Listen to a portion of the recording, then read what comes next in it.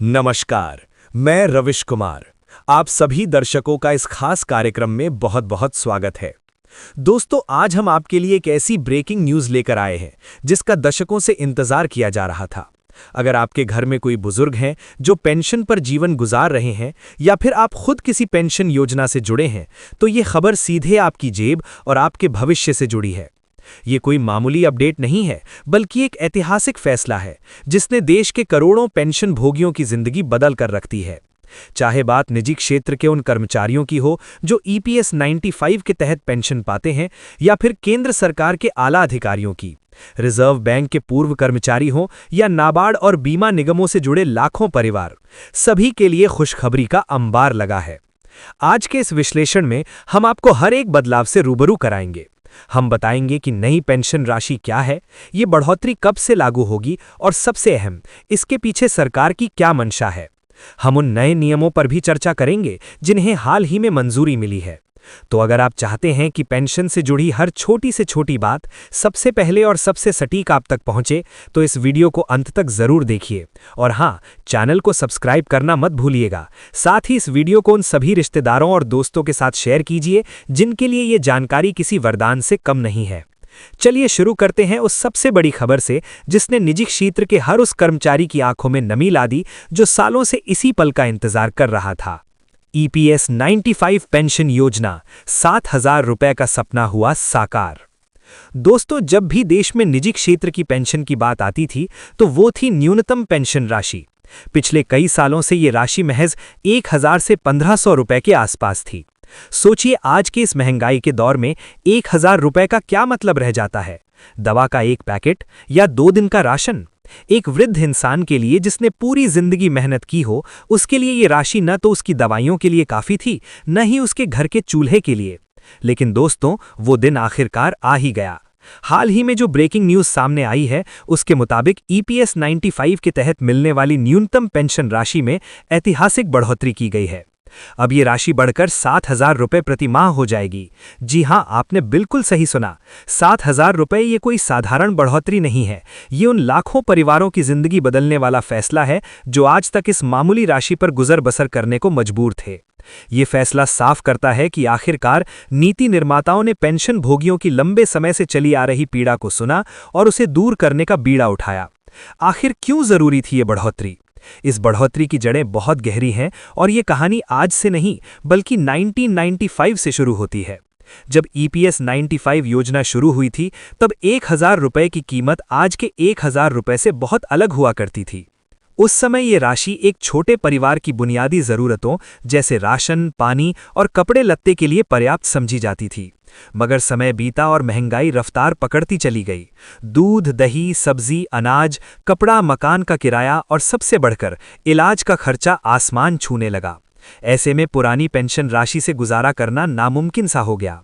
Pension भोगी संघों ने लगातार आवाज उठाई, सड़कों पर प्रदर्शन किए, अदालतों में याचिकाएं दायर की गईं। कई कानूनी हस्तक्षेपों ने इस मुद्दे को जिंदा रखा। ये 7,000 रुपए की बढ़ोतरी उसी लंबे संघर्ष की देन है, उसी जद्दोजहद का नतीजा है। 7,000 रुपए का असली मतलब क्या है दोस्तों? 7,000 रुपए की ये नई पेंशन राशि कोई सरकारी एहसान नहीं है, बल्कि एक अधिकार है, एक संरचनात्मक सुधार है। आइए इसे थोड़ा समझते हैं।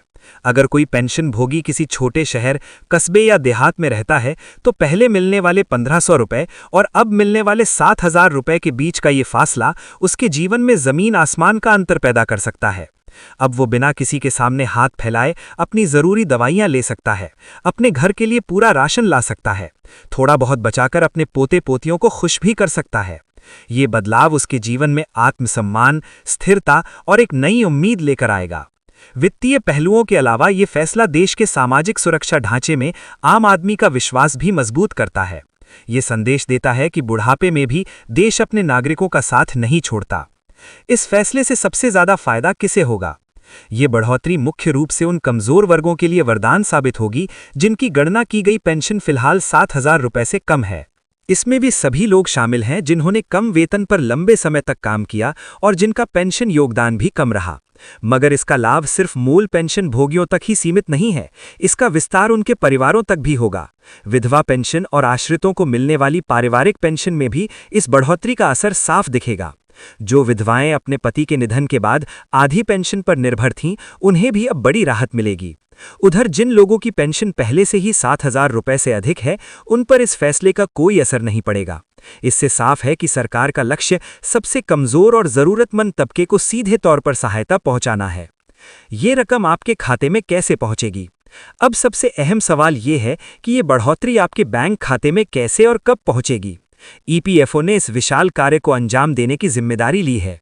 अधिकारियों का कहना है कि पेंशन भोगियों को इसके लिए अलग से कोई नया आवेदन नहीं देना होगा। ये पूरी प्रक्रिया स्वचालित रूप से की जाएगी। मगर यहाँ एक चुनौती भी है, क्योंकि लाखों खातों का डेटा बहुत पुराना है। उसमें कई तरह की विसंगतियां हो सकती हैं, नाम में गड़बड़ी, जन्म तिथि में भूल या सेवा अवधि को लेकर कन्फ्यूजन। इसीलिए पुनर्गणना के इस काम में थोड़ा वक्त लग सकता है। अगर सेवा अभिलेखों में कोई गलती हुई तो कार्यान्वयन में देरी होना लाजमी है। ऐसे में पेंशन भोगियों को सलाह दी जाती है कि वे अपने सारे दस्तावेज जैसे पहचान पत्र, बैंक पासबुक और सेवा प्रमाण पत्र अपडेट रखें, और अगर कोई समस्या आती है तो तुरंत अपने नजदीकी ईपीएफओ कार्यालय से संपर्क करें। बकाया राशि का क्या होगा? एक और अहम पहलू जिस पर सबकी निगाहें टिकी हैं, वो है बकाया राशि का भुगतान। आमतौर पर जब भी सरकार पेंशन में कोई संशोधन करती है तो उसे पिछली तारीख से लागू किया जाता है। हालांकि अभी तक आधिकारिक तौर पर यह साफ नहीं किया गया है कि ये बढ़ोतरी किस तारीख से प्रभावी होगी, मगर उम्मीद की जा रही है कि इसे वर्ष 2026 से लागू किया जा सकता है, और साथ ही पिछले कुछ महीनों या सालों का बकाया भी एक मुश्त राशि के रूप में दिया जा सकता है। अगर ऐसा होता है तो पेंशन भोगियों को एक बड़ी रकम मिल सकती है जो उनके जीवन को और आसान बना देगी। इस पर जल्द ही सरकार की ओर से स्पष्ट दिशा निर्देश आने की उम्मीद है। सरकारी और निजी क्षेत्र के बीच की खाई हुई कम। ये संशोधन एक और मायने में ऐतिहासिक है। इसने निजी क्षेत्र के ईपीएस 95 पेंशन भोगियों और केंद्र सरकार के पेंशन भोगियों के बीच की लंबी खाई को कुछ हद तक कम किया है। हालांकि असमानता अभी पूरी तरह खत्म नहीं हुई है, मगर ये एक सकारात्मक और साहसिक शुरुआत है। अर्थशास्त्रियों का मानना है कि पेंशन को समय समय पर महंगाई दर से जोड़ना बेहद जरूरी है, ताकि भविष्य में फिर से ऐसी स्थिति न बने कि पेंशन राशि अपर्याप्त हो जाए। 7,000 रुपए का ये नया बेंचमार्क भविष्य के और सुधारों के लिए एक मजबूत आधार जरूर बनेगा। केंद्रीय कर्मचारियों और अन्य संस्थानों के लिए नई गाइडलाइन। बात करते हैं एक और बड़ी खबर की। जहां एक तरफ ईपीएस 95 के तहत 7,000 रुपए पेंशन की खबर है, वहीं दूसरी तरफ सरकार ने एक और बड़ा ऐलान किया है। इस बार मामला थोड़ा अलग है। ताज़ा रिपोर्ट्स और अपडेट्स की माने तो केंद्र सरकार ने अलग अलग क्षेत्रों के पेंशन भोगियों के लिए जो नए नियम जारी किए हैं, उनमें न्यूनतम पेंशन को लेकर भी बात की गई है, जिसमें कुछ खास समूहों के लिए 6,500 रुपए या फिर 5,000 रुपए का आंकड़ा भी सामने आ रहा है। हालांकि ये ईपीएस 95 के 7,000 से थोड़ा अलग और विशिष्ट समूहों पर केंद्रित हो सकता है, मगर इससे ये तो साफ होता है कि सरकार हर स्तर पर पेंशन राशि को बढ़ाने और उसे और व्यवस्थित बनाने पर गंभीरता से विचार कर रही है। रिजर्व बैंक के पूर्व कर्मचारियों के लिए तोहफा, 10% की बढ़ोतरी। पेंशन से जुड़ी ताज़ा खबरों के मुताबिक सरकार ने रिजर्व बैंक ऑफ इंडिया यानी आरबीआई के सेवानिवृत्त कर्मचारियों के लिए पेंशन नियमों में एक और बड़ा संशोधन किया है। ये संशोधन बेहद खास है, क्योंकि इसके तहत आरबीआई के पेंशन भोगियों और उनके परिवारों को मिलने वाली पेंशन में 10% की बढ़ोतरी की गई है। और ये बढ़ोतरी सिर्फ बेसिक पेंशन तक सीमित नहीं है, बल्कि उस पर मिलने वाले महंगाई भत्ते पर भी लागू होगी। इसका मतलब साफ है कि अब पेंशन भोगियों को हर महीने 10% अधिक राशि मिलेगी, जो कि एक बहुत बड़ी राहत है। इस फैसले का लाभ करीब 37,000 से अधिक पेंशन भोगियों और उनके परिवारों को मिलने की उम्मीद है। सरकार ने इस बढ़ोतरी के कारण होने वाले अतिरिक्त वित्तीय बोझ को वहन करने के लिए लगभग 900 करोड़ रुपए के अतिरिक्त भुगतान को भी मंजूरी दे दी है। ये राशि सरकार की उस प्रतिबद्धता को दर्शाती है कि वो अपने पूर्व कर्मचारियों के प्रति अपने दायित्वों को निभाने के लिए किसी भी हद तक जाने को तैयार है। नाबार्ड और बीमा कंपनियों के पेंशन भोगियों को भी मिलेगा फायदा। सरकार ने यह भी सुनिश्चित किया है कि यह फैसला सिर्फ आरबीआई तक सीमित न रहे। राष्ट्रीय कृषि और ग्रामीण विकास बैंक यानी नाबार्ड और सार्वजनिक क्षेत्र की सामान्य बीमा कंपनियों के पेंशन भोगियों को भी इससे जोड़ा गया है। नाबार्ड में 1 नवंबर 2017 से पहले सेवानिवृत्त हुए पेंशन भोगियों की पेंशन को अब पूर्ण रूप से आरबीआई कर्मचारियों के बराबर कर दिया जाएगा। ये उनके लिए बेहद राहत भरी खबर है, क्योंकि अब उन्हें वही सम्मान और आर्थिक सुरक्षा मिलेगी जो देश के सबसे प्रतिष्ठित वित्तीय संस्थान के कर्मचारियों को मिलती है। वहीं सार्वजनिक क्षेत्र की जनरल इंश्योरेंस कंपनियों के तहत आने वाले लगभग 15,000 पेंशन भोगियों और परिवार पेंशन भोगियों को 30% यूनिफॉर्म फैमिली पेंशन का लाभ मिलेगा। ये एक बड़ी राहत है, खासकर उन परिवारों के लिए जो मुख्य कमाने वाले सदस्य के खोने के बाद आर्थिक तंगी का सामना कर रहे थे। ये सभी फैसले मिलकर पेंशन भोगियों के लिए एक बड़ा वरदान साबित हो रहे हैं। पेंशन के नियमों में हुए दूसरे अहम बदलाव। इन विशिष्ट बढ़ोतरियों के अलावा सरकार ने पेंशन के सामान्य नियमों में भी कई अहम बदलाव किए हैं, जिनके बारे में हर पेंशन भोगी को जानना बेहद जरूरी है। पहला और सबसे महत्वपूर्ण बदलाव पेंशन की गणना के आधार से जुड़ा है। पहले की व्यवस्था में पेंशन का निर्धारण अक्सर अंतिम वेतन के आधार पर किया जाता था। इसका नुकसान ये होता था कि जिन कर्मचारियों के अंतिम वर्षों में वेतन में ज्यादा बढ़ोतरी नहीं हुई, उनकी पेंशन कम बनती थी। अब नए नियमों में इस प्रक्रिया को और पारदर्शी और निष्पक्ष बनाने की कोशिश की गई है।